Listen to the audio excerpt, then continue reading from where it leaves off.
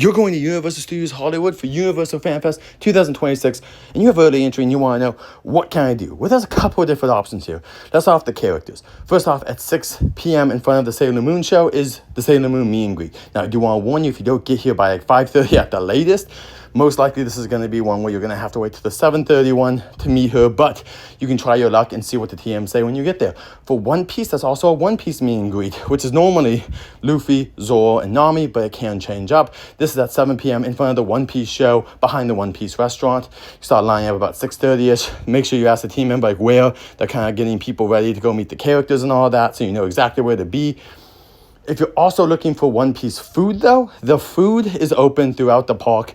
Not every restaurant is open, but most are, like the tavern in One Piece area and Sailor Moon and stuff. So if you want to get food, this is a good time to go grab some before the event really kicks off and whatnot. Lines could be still a little bit long at some of the locations, but it's also just, once again, a good use of your time if you want to have this all done before the event officially kicks off. Now, there's also the Sailor Moon show, which is in the upper lot. This will allow you to go watch the Sailor Moon show up in the DreamWorks Theater. And besides that, you can go to the lower lot and do the Jurassic World Through the Eras experience. This is mainly a character-focused experience. There's a lot of cool photo ops, along with 2 shows, one for Judy at the Triceratops, and there's also a Raptor show. You can ask team members for times for those when you're down there. You can also meet some awesome characters.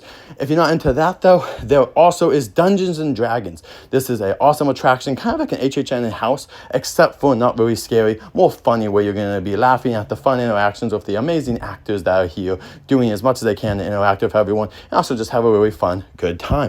Last things to note, you can also line up for the Harry Potter experience to meet to find the hippogriff. This is going to be in front of the Harry Potter land. You can kind of just wait there. It opens up around 7:10, 7:15ish. I would say 7 o'clock-ish is when you want to arrive if you really want to get in line early for this. This attraction can have a 40 to over an hour line just from rope drop. So right when the event starts, so just a heads up on that. And last thing is Scooby-Doo versus the Monsters in the Back Lot. This is something that now opens at 7 p.m. So if you want, go check this out. Supposedly, it's not too crowded down there. I'm gonna actually try this tonight when I go, so let us know in the comments below if you have any tips, tricks, or questions about FanFest early entry or FanFest in general. Until next time, everyone, I'll see you live. Safe journeys.